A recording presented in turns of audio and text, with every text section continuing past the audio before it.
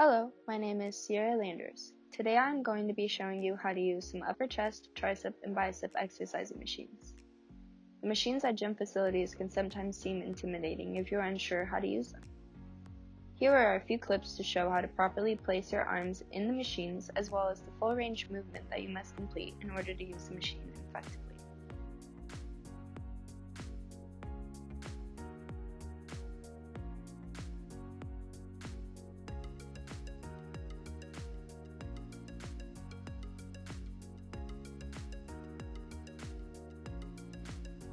Using heavy weights at first may be challenging, so start with lower weight, and as you progress you will be able to increase your weight.